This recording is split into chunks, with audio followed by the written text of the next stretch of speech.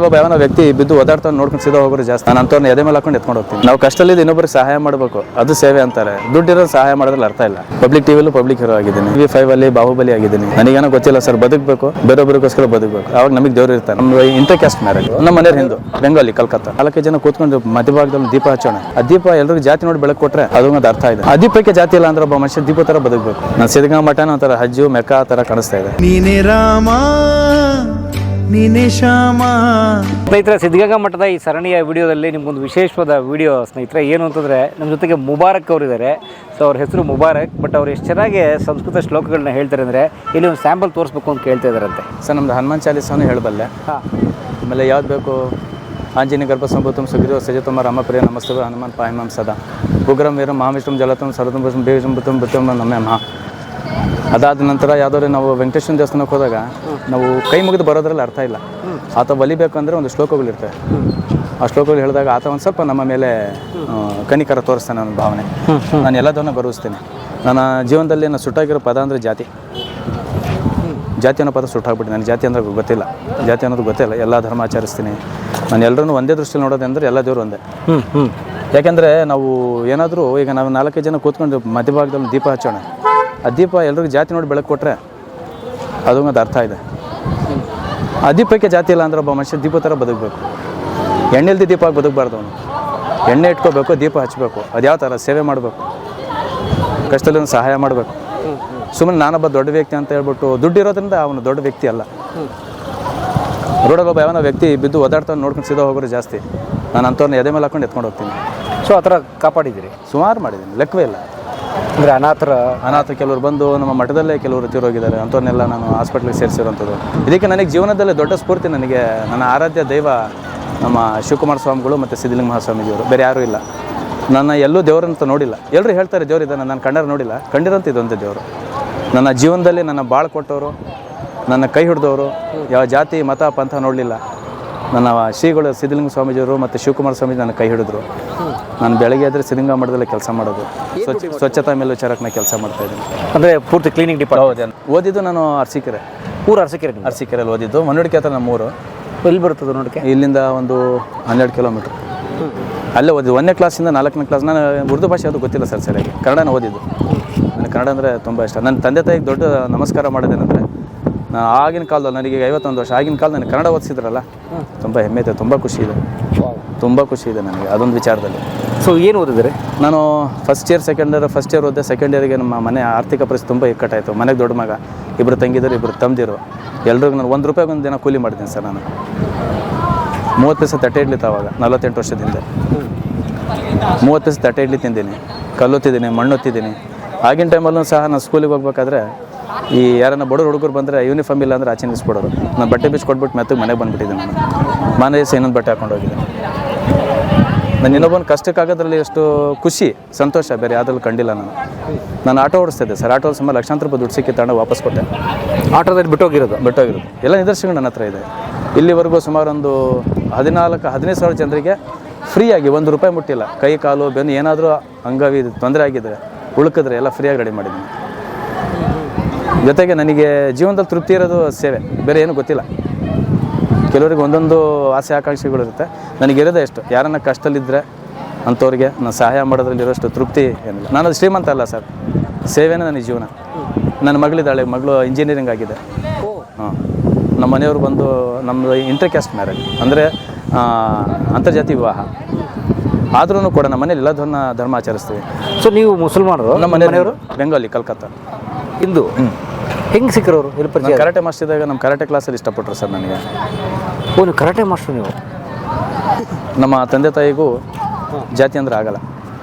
ಈ ಥರ ನಮಗೆ ಒಬ್ಬರು ಇಷ್ಟಪಟ್ಟಿದ್ದಾರೆ ಅಪ್ಪ ಅಂತ ಹೇಳಿದಾಗ ಆಗುವಾಗ ನಾಲ್ಕರಿಗೆ ಆ ಕಡೆ ಪ್ರಾಬ್ಲಮ್ ಆಗಿದೆ? ಏನೂ ಆಗಿಲ್ಲ. ನಮ್ಮ ಮನೆ ಯಾವ್ದು ಪ್ರಾಬ್ಲಮ್ ಇಲ್ಲ. ಅವ್ರ ಕಡೆ ಹೆಣ್ಣು ಕಡೆ ಏನೂ ಆಗಿಲ್ಲ. ಅವರೇ ನಿಂತ್ಕೊಂಡು ಮದುವೆ ಮಾಡಿಕೊಟ್ರು. ಮುಸಲ್ಮಾನರು ಅಂತ ಹಿಂದೆ ನೋಡಿ ಏನು ನೋಡಿಲ್ಲ. ಅವರೆಲ್ಲ ಜಾತಿಯಲ್ಲಿ ಇಲ್ವಲ್ಲ. ನಮ್ಮ ಅತ್ತೆ ಮಾವನು ಅದೇ ಥರ ಮದುವೆ ಆಗಿದ್ರು, ಒಬ್ಬಳೆ ಮಗಳಿದ್ರು. ಅವ್ರದ್ದು ಅದೇ ಆಸೆ ಇತ್ತು. ಅವರಾಗ ನಮಗೆ ಇಷ್ಟಪಟ್ಟರು. ನಾನು ಹೆಣ್ಣಿನ ಜೀವನ ಭಾಳ ಕೊಡೋಣ ಅಂತ ಹೇಳ್ಬಿಟ್ಟು ಆಸೆ ಪಟ್ಟು ನಾನು ಮದುವೆ ಚೆನ್ನಾಗಿದ್ದೀವಿ, ತೊಂದರೆ ಇಲ್ಲ. ಸೊ ಈಗ ನಿಮ್ಮ ಮನೇಲಿ ಪಾಲಿಸೋದು ಯಾವ ಬರಲಿ? ಎಲ್ಲ ಯಾವ ಒಂದು ಪ್ರಶ್ನೆ ಇಲ್ಲ ಅಲ್ಲಿ. ಎಲ್ಲ ಯಾವ್ಯಾವ ಪ್ರಶ್ನೆಗೆ ಉತ್ತರನೇ ಇಲ್ಲ ನಮ್ಮ ಹತ್ರ. ಎಲ್ಲ ಬೇಕಾ ಬನ್ನಿ. ಮುಸಲ್ಮಾನ್ ಯೇಸು ಅಲ್ಲಾನ ಪೂಜೆ ಮಾಡ್ತೀರಾ ಅಥವಾ? ಎಲ್ಲ ಮಾಡ್ತೀನಿ ನಾನು. ನಮ್ಮ ಮನೇಲಿ ಎಲ್ಲ ದೇವ್ರನ್ನ ಪೂಜೆ ಮಾಡ್ತೀನಿ. ಯಾಕಂದ್ರೆ ನಾನು ಜಾತಿಯನ್ನು ನೋಡಿಲ್ವ, ನಾನು ಯಾಕೆ ಅದು ಇದು ಅನ್ಕೋಬೇಕು. ನನಗೆ ದೇವರು ನನಗೆ ಇವತ್ತು ಈ ಮಟ್ಟಕ್ಕೆ ಬರ್ಬೇಕಾದ್ರೆ ನನಗೆ ಶ್ರೀಗಳು ಬಿಟ್ಟರೆ ಬೇರೆ ಏನಿರಲಿಲ್ಲ. ಎಷ್ಟು ವರ್ಷ ಆಯ್ತು ನಿಮ್ಮ ಮಟ್ಟಕ್ಕೆ ಬಂದು? 14 ವರ್ಷ ಆಯಿತು. ಅದಕ್ಕೆ ಮೊದಲು ಏನು ಮಾಡ್ತೀರಿ? ಆಟೋ ಓಡಿಸ್ತಾ ಇದ್ದೆ. ಆಟೋ ಡ್ರೈವರ್ ನೀವು ಬೇಸಿಕ್ಲಿ. ಅದಕ್ಕಿಂತ ಮುಂಚೆ ಕರಾಟೆ ಮಾಸ್ಟರ್, ಜಿಮ್ ಕೋಚ್, ಈಗಲೂ ಕರಾಟೆ ಕ್ಲಾಸ್ ಜಿಮ್ ಮಾಡ್ತಾಯಿದ್ದೆ. ಯಾವ ಕಡೆ ಎಲ್ಲಿ ಟಚ್ ಬಂತು ಕರಾಟೆ ಬಗ್ಗೆ ಎಲ್ಲ? ಚಿಕ್ಕ ವಯಸ್ಸಿಂದ ಸರ್. ನನಗೆ ಈ ಸಮಾಜ ಸೇವೆಗೆ ಬರಬೇಕಾದ್ರೆ 30 ವರ್ಷ ಆಯ್ತು ನಾನು ಬಂದು. ನಾನು ಹಳ್ಳಿಗಾಡಲ್ಲಿ ಓದ್ತಾ ಇದ್ದೆ. ನಾನು ಅವಾಗ ಒಂದು ಸ್ವಲ್ಪ ಆರ್ಥಿಕ ಪರಿಸ್ಥಿತಿ ತುಂಬ ಇಕ್ಕಟ್ಟು ನನಗೆ. ಯಾರೋ ಒಂದು ಟೈಮ್ ಊಟ ಕೊಟ್ಟರೆ ಸಾಕಾಗಿತ್ತು, ತೃಪ್ತಿ ಇರೋದು. ನಾನು ಸ್ಕೂಲಿಗೆ ಹೋಗ್ತಾ ಇದ್ದೆ. ಒಂದು ಊರಲ್ಲಿ ಮದುವೆ ನಡೀತಾಯಿತ್ತು. ಅವತ್ತು ಶನಿವಾರ ಹರಕಲಿ ಬ್ಯಾಗ್ ಹಾಕ್ಕೊಂಡು ಹೋಗಿ ಮದುವೆಲಿ ಊಟಕ್ಕೆ ಕೂತ್ಕೊಂಡ್ಬಿಟ್ಟೆ, ಹೊಟ್ಟೆ ತಡಿಲಾರ್ದೆ. ಅವ್ರು ಯಾರೋ ಬಂದುಬಿಟ್ಟು ರಟ್ಟೆ ಕೈಯಾಗಿ ಆಚೆ ಎಳೆದ್ಬಿಟ್ರು. ನಾನು ಇದ್ದಿದ್ದ ಪರಿಸ್ಥಿತಿ ನೋಡಿ. ಎಲ್ಲರೂ ಕೂತಿದ್ರೆಲ್ಲ ಯಾಕಪ್ಪ ಹೇಳ್ತಾ ಇದ್ದೀವಿ ಅವ್ರಿಗೆ, ಬೇಡ ಅಂತ ಆಚೆ ಹಾಕೋದು. ನಾನು ಅವಾಗ ಆಚೆ ಬಂದುಬಿಟ್ಟು ಆವಾಗ ತೀರ್ಮಾನ ತೊಗೊಂಡೆ, ನಾನು ಬದುಕಿದ್ರೆ ಬೇರೆಯವ್ರಿಗೋಸ್ಕರ, ಹಸಿವಲ್ಲಿರೋರಿಗೆ, ಕಷ್ಟದಲ್ಲಿರೋರಿಗೆ ಬದುಕ್ತೀನಿ, ಇಲ್ಲಾಂದರೆ ಬೇಡ. ಆವಾಗ ದೇವ್ರ ಹತ್ರ ಕೇಳ್ಕೊಂಡೆ, ನೀನು ಬದುಕಿಸ್ತೀಯ ನನಗೆ ಆಸ್ತಿ ಅಂತ ನನಗೆ ಬೇಡ, ಇನ್ನೊಬ್ಬರಿಗೋಸ್ಕರ ಬದುಕಿಸ್ಕೋ, ಇಲ್ಲ ಬೇಡ, ಉಪಯೋಗ ನನ್ನಂಥ ವೇಸ್ಟ್ ಬಾಡಿ ಬೇಡ ಅಂತ ಒಟ್ಟು ತೀರ್ಮಾನ ತೊಗೊಂಡೆ. ಬದುಕಿರೋರ್ಗೂ ಸೇವೆ ಮಾಡಬೇಕು, ಕನ್ನಡ ಪರ ಹೋರಾಟ ಮಾಡಬೇಕು, ಇಲ್ಲ ಅನ್ಯಾಯ ಇದ್ದರೆ ಅವ್ರ ಬಗ್ಗೆ ನಾನು ಎದುರು ನಿಂತ್ಕೋಬೇಕು. ಆಯ್ತು, ಬ್ಲ್ಯಾಕ್ ಬೆಲ್ಟ್ ಆಯ್ತು, 97 ಆಯಿತು. ಸ್ಟೇಟ್ ಚಾಂಪಿಯನ್ ಆಗಿ ಆಯ್ಕೆ ಆದೆ. ಜಿಮ್ ಕೋಚಿಂಗ್ ಮಾಡ್ತೀನಿ. ನನಗೆ ಇಲ್ಲಿವರೆಗೂ ಯಾವ ಕಾಯಿಲೆನೂ ಬಂದಿಲ್ಲ. 51 ವರ್ಷ. ಇಲ್ಲಿ 14 ವರ್ಷ ಆಯ್ತು ಬಂದು? ಹೌದು. ಏನು ಕೆಲಸಕ್ಕೆ ಬಂದ್ರಿ ಇಲ್ಲಿ ಸೇವೆ ಮಾಡೋಕ್ಕಂತಾನೆ ಬಂದೆ. ನಾನು ಅವಾಗ ಪತ್ರಿಕೆಲೆಲ್ಲ ಬರ್ತಾಯಿದ್ದೆ. ಬುದಿರ ಹತ್ರ ಹೋಗ್ಬಿಟ್ಟು, ಬುದಿ ನಿಮ್ಮ ಕ್ಷೇತ್ರ ಸೇವೆ ಮಾಡೋಕ್ಕೆ ಅವಕಾಶ ಮಾಡಿಕೊಡಿ ಅಂತ. ಅವ್ರು ಏನೂ ನೋಡಿಲ್ಲ. ಅದೊಂದು ದೊಡ್ಡ ದೇವ್ರು ನನಗೆ. ಸಿದ್ಧಗಂಗಾ ಮಠ ಅನ್ನೋದು ನಾನು ಯಾವ ಥರ ನೋಡ್ತಾ ಇದ್ದೀನಿ ಅಂದರೆ, ಒಂದು ಸರ್ವಧರ್ಮಗಳ ಕೇಂದ್ರ ಬಿಂದು ಅಂತ ನೋಡ್ಕೊಂಡಿದ್ದೀನಿ. ನನಗೆ ಯಾರು ಇಲ್ಲಿವರೆಗೂ ಸಿದ್ಧಗಂಗಾ ಮಠದಲ್ಲಿ ಯಾರು ಇನ್ನೊಬ್ಬ ಮುಸ್ಲಿಮ್ಸ್ ಅಂತ ನೋಡಿದವರಿಲ್ಲ. ಎಲ್ಲರೂ ಸರಿಸಮಾನಾಗಿ ನೋಡ್ತಾರೆ. ಜಾತಿ ಅನ್ನೋದು ನೋಡಿಲ್ಲ, ಯಾರು ನೋಡಿಲ್ಲ. ಖುಷಿಯಾಗಿದ್ದೀನಿ, ತೊಂದರೆ ಇಲ್ಲ. ಬೆಳಗ್ಗೆ ಎದ್ರೆ ನಾನು ಮಠದಲ್ಲೇ ಕೆಲಸ ಎಲ್ಲೂ ಹೋಗಲ್ಲ. ಇಲ್ಲಿ ಎಂಪ್ಲಾಯ್ ನೀವು? ಹೌದು, ಎಂಪ್ಲಾಯ್ ಅಂದರೆ ಸಂಬಳ ಬರುತ್ತೆ, ಸಂಬಳ ಕೊಡ್ತಾರೆ. ನಾವು ಕಷ್ಟದಲ್ಲಿದ್ದು ಇನ್ನೊಬ್ಬರಿಗೆ ಸಹಾಯ ಮಾಡಬೇಕು, ಅದು ಸೇವೆ ಅಂತಾರೆ. ದುಡ್ಡಿರೋ ಸಹಾಯ ಮಾಡೋದ್ರಲ್ಲಿ ಅರ್ಥ ಇಲ್ಲ. ನಾನು ಎಷ್ಟೋ ಸರಿ ಉಪವಾಸ ಇದ್ದು ಇನ್ನೊಬ್ಬರಿಗೆ ತಿನ್ನಿಸಿದ್ದೀನಿ. ಮನೆಗೆ ಹೋಗ್ಬಿಟ್ಟು ನೀರು ಕುಡಿದು ಮಲಗಿದ್ದೀನಿ. ಇದು ಯಾರು ನಂಬಲ್ಲ. ನನಗೆ ತೃಪ್ತಿ ಇದೆ, ನಾನು ಅದ್ರಲ್ಲಿ ತ್ಯಾಗ ಮಾಡಿದ್ದೀನಿ. ಸೇವೆ ಅಂದರೆ ಆ ಥರ ಮಾಡಬೇಕು. ನಾನು ಯಾರಿಗೂ ಹೇಳ್ಕೊಳ್ಳೋದಿಲ್ಲ, ನನಗೆ ಅದು ಇಷ್ಟನೂ ಇಲ್ಲ. ಈ ಉಳುಕ್ ತೆಗಿತಿರಲ್ಲ ಏನದು? ಅದು ಮೊದಲಿಂದ ನಾನು ಕರಾಟೆ ಮಾಸ್ಟರ್ ಇದ್ದಾಗಲೇ ಆಸೆ ಇತ್ತು. ಇಲ್ಲಿವರೆಗೂ 15,000 ಜನಕ್ಕೆ ತೆಗೆದಿದ್ದೀನಿ ಫ್ರೀ. ಮಾಧ್ಯಮದವರು ಬಂದಿದ್ದಾರೆ, TV 9 ಅವರು ಬಂದಿದ್ದಾರೆ, ಪಬ್ಲಿಕ್ ಟಿವಿಯವರು ಬಂದಿದ್ದಾರೆ. ಪಬ್ಲಿಕ್ ಟಿವಿಯಲ್ಲೂ ಪಬ್ಲಿಕ್ ಹೀರೋ ಆಗಿದ್ದೀನಿ. TV 5 ಬಾಹುಬಲಿ ಆಗಿದ್ದೀನಿ. ಚಂದನದಲ್ಲೂ ಮಾತಾಡಿದ್ದೀನಿ. ನನ್ನ ಸೇವೆನ ಗುರುಸಿ ಕರೆಸಿದ್ದಾರೆ. ನನಗೇನೋ ಗೊತ್ತಿಲ್ಲ ಸರ್, ಬದುಕಬೇಕು, ಬೇರೊಬ್ಬರಿಗೋಸ್ಕರ ಬದುಕಬೇಕು. ಆವಾಗ ನಮಗೆ ದೇವ್ರು ಇರ್ತಾನೆ. ನನ್ನಂತ ಏನಿಲ್ಲ ಸರ್. ನನಗೆ ಆಸ್ತಿ ಅಂದರೆ ಸೇವೆನೇ, ಬೇರೆ ಏನಿಲ್ಲ. ನಾನು ಸಿದ್ಧಗಂಗಾ ಮಠನ ಒಂಥರ ಹಜ್ಜು ಮೆಕ್ಕಾ ಆ ಥರ ಕಾಣಿಸ್ತಾ ಇದೆ.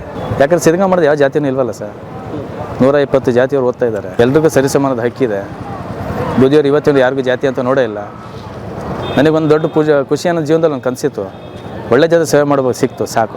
ಜಯ ನಮನ್ ಗಣಗನ ಸಾಗರ ಜಯ ಕವಿಸ್ತಂ ಲೋಕವಜ ರಾಮದೂತ ಅತುಲಿತ ಬಲದಮ್ಮ ಅಂಜನಿ ಪುತ್ರ ಪವನಸ್ತನಮ್ಮ ಮಹಾವೀರ ವಿಕ್ರಮ ಭಜರಂಗಿ ಕುಮತಿನ ಸುಮತಿಕೆ ಸಂಗಿ ಕಾಂಚನ ಭರಣ ವಿರಾಜ ಸುಮನ ಕಾನನ ಕುಂಡಲ ಕುಂಚಿತಕ್ಕೆ ಸಾತ್ ವಜ್ರಧ್ವಜ ವಿರಾಜ ಕಾಂತಮುನ್ ಜನವಸಾಜ ಶಂಕರ ಸವನ ಕೇಶನನ್ ತೇಜಪಥ ಮಹಾಜಗವಂದನ್ ವಿದ್ಯಾನ್ಗುನಿ ಅತಿಚಾತರ ರಾಮಕಾಜ್ ಕರಿಭಗದ ಪ್ರಭುಚರಿತ ಸುನಭಕರಸ್ಯ ರಾಮಲಕ್ಷ್ಮಣ ಸೀನಾಪತಿ ಸೂಕ್ಷ್ಮರೂಪದ ವಿಕಟರೂಪ ಲಂಕಾಚಾರ ಭೀಮರೂಪದ ರಸು ಸಮರ ರಾಮಚಂದ್ರಕ್ಕೆ ಕಾಸಮರೆ ಲಯ ಸಂಜೀವನ್ ಲಖಂಜ ಸಿಪತಿ ಕಂಠಲಗಾವಿ ಸನಾಕಾದಿಕ ಬ್ರಹ್ಮದಿ ಮನಿಸ ನಾರದ ಶಾರದ ಸಹಿತ ಐಸ ಯಮ ಕೊಬೆ ದಿಗ್ಬಂತ ಕವಿತೆಗೆ ಸಕಂತ ತುಮಕೋ ಸುಗ್ಲಿಕಿನ ರಾಮಲ ರಾಜಪಥ ದಿನ ತಮಾರ ಮಂತ್ರ ವಿಭೀಷಣ ಲಂಕೇಶ್ವರ ಪ್ರದೇಶ ಜಾಗನ ದುರ್ಗಮಕ ಜಗತ್ತಿಗೆ ಸೋಮಗರ ತುಮಾರ್ತೆ ರಾಮದರ ತುಮಕೂರು ರಖೋರ ಬೀನಂಬ ಸಾರೆ ಸಬ್ಸುಖ तुम सकते राम धन तुम्हारे रघुपति के दास तुम्हारे बन राम को पाए जन्म जन्म के दुख अंत कर रतन रतन समझ करे संकट कटाई मिटे सेवा जो सुमेरे जय जय सही कृपा कर जाए जो हनुमान 40 पढ़े 40 सही सही सही आदिश ಏನು ಸರ್ ಹಿಂಗೆ ಬಿಟ್ರಿ ಹೇಳ್ಬೇಕು.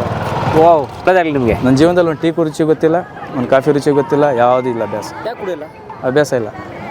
ಅದೇ ದುಡ್ಡು ಜೋಡಿಸಿ ಇನ್ನೊಬ್ಬರಿಗೆ ಊಟ ಕೊಡಿಸ್ತೀನಿ, ಏನಂತದಿಲ್ಲ. ಊಟ ಮಾಡ್ತೀನಿ, ಮುದ್ದೆ ರೈಸ್ ತಿನ್ನಲ್ಲ. ನಾನು ಜಾಸ್ತಿ ಆರೋಗ್ಯದ ಕಡೆ ಗಮನ ಕೊಡ್ತೀನಿ. ನಾನು ಆರೋಗ್ಯ ಯಾಕೆ ಕಾಪಾಡ್ಕೊಳ್ತಾ ಇದ್ದೇನೆ ಅಂದರೆ ಬೇರೆ ಸೇವೆ ಮಾಡೋಕ್ಕೆ ಆರೋಗ್ಯ. ಓಕೆ, ಒಳ್ಳೆದಾಗಲಿ ಸರ್. ಆಲ್ ದ ಬೆಸ್ಟ್ ಮುಬಾರಕ್ ಅವ್ರಿಗೆ. ನೋಡಿ, ಎಷ್ಟು ಸೆಕ್ಯುಲರ್ ವ್ಯಕ್ತಿತ್ವ ಅವ್ರದ್ದು. ಸೊ ಕನ್ನಡ ಎಷ್ಟು ಅಸ್ಖಲಿತವಾಗಿ ಸ್ಪಷ್ಟವಾಗಿ ಮಾತಾಡ್ತಾರೆ.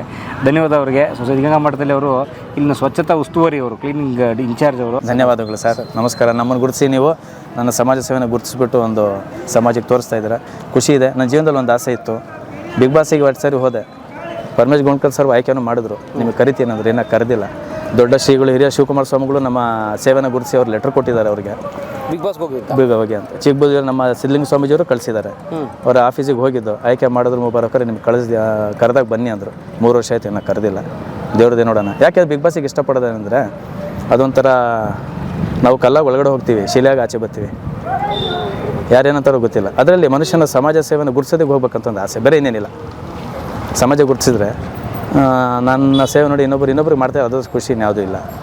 ಅದೊಂದು ಆಸೆ ಇದೆ, ಬೇರೆ ಇನ್ನೇನಿಲ್ಲ. ಆಗಲಿ, ನಿಮ್ಮ ಆಸೆ ಎಲ್ಲ ಈಡೇರಿ ಸರ್.